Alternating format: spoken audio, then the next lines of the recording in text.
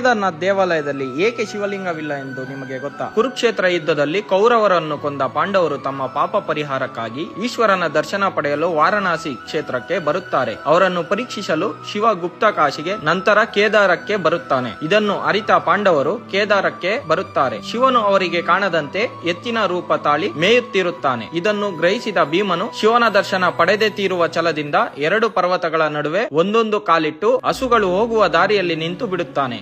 ಎಲ್ಲಾ ಜಾನುವಾರುಗಳು ಅವನ ಕಾಲಿನಡಿ ನುಸುಳಿ ಹೋಗುತ್ತವೆ. ಆದರೆ ಒಂದು ಎತ್ತು ಮಾತ್ರ ಹಾಗೆ ಹೋಗದೆ ನಿಂತು ಬಿಡುತ್ತದೆ. ಇದನ್ನು ಗಮನಿಸಿದ ಭೀಮ ಈತನೇ ಶಂಕರನೆಂದು ಖಚಿತವಾಗಿ ತಿಳಿದು ಅದನ್ನು ಹಿಡಿಯುತ್ತಾನೆ. ತಪ್ಪಿಸಿಕೊಳ್ಳುವ ಸಲುವಾಗಿ ಎತ್ತು ನೆಲದಲ್ಲಿ ಇಳಿದು ಬಿಡುತ್ತದೆ. ಆಗ ಎತ್ತಿನ ಡುಬ್ಬ ಮಾತ್ರ ಕೈಗೆ ಸಿಕ್ಕಿ ಅದನ್ನೇ ಹಿಡಿದು ಮೇಲಕ್ಕೆತ್ತುತ್ತಾನೆ. ಎತ್ತಿನ ಡುಬ್ಬ ಮಾತ್ರ ಕೇದಾರನಾಥದಲ್ಲಿ ಉಳಿದು ಬಿಡುತ್ತದೆ. ಶಿರೋಭಾಗ ರುದ್ರನಾಥದಲ್ಲಿ, ಮುಂಡ ಮಾಧ್ಯಮ ಮಹೇಶ್ವರದಲ್ಲಿ, ತೋಳುಗಳು ತುಂಗನಾಥದಲ್ಲಿ ಹಾಗೂ ದೇಹದ ಉಳಿದ ಭಾಗ ನೇಪಾಳದ ಪಶುಪತಿನಾಥ ಮತ್ತು ಕಾರೇಶ್ವರದಲ್ಲಿ ಹಂಚಿ ಹೋಗುತ್ತದೆ. ಇವರಿಗೆ ಮೆಚ್ಚಿದ ಶಿವನು ಇವರಿಗೆ ಆಶೀರ್ವಾದಿಸುತ್ತಾರೆ. ಆದ್ದರಿಂದ ಕೇದಾರ್ನಾಥಲ್ಲಿ ಎತ್ತಿನ ಡುಬ್ಬಕ್ಕೆ ಪೂಜೆ ಸಲ್ಲಿಸುತ್ತಾರೆ.